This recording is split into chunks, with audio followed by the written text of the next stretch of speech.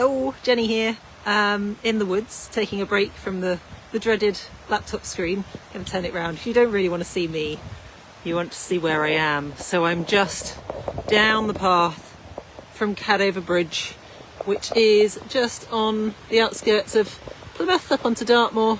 I've got my trusty friend with me here, and another one hiding over in the moss over there. So the crowdfunder's going well, and we are just over a quarter of the way there, which is just so exciting, but quite a way to go still.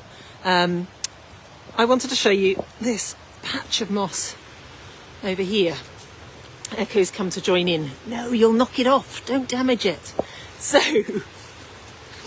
we've got a whole range of different species of moss in here, and if I were a bryologist, I would be able to identify some for you, and I'm hoping that I can learn some of these. I'm beginning, but it takes a long time. They're just amazing.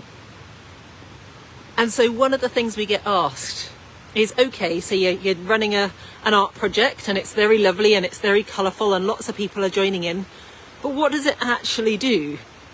Well, one of the things that we feel it does, in a similar way to me getting out into nature this afternoon, joining in with something with other people gives a wonderful sense of well-being.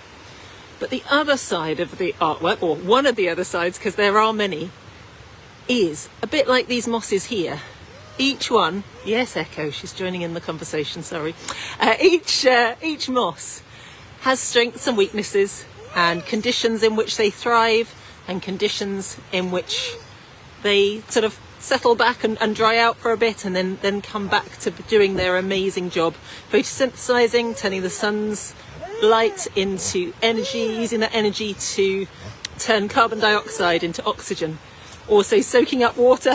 That poor bit of moss is getting a bit trampled, sorry. Turning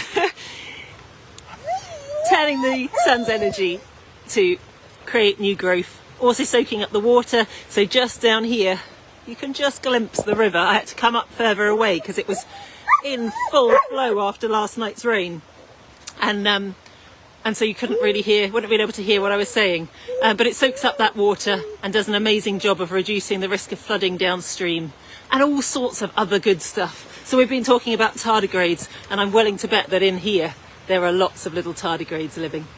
So the artwork, one of the things we're inviting you all to do is, in addition to making your textile piece, it's also recording, sharing those small actions you're taking towards a brighter future. Now, there'll be things that you're doing that I'm not yet. There'll be things that I'm doing that you're not.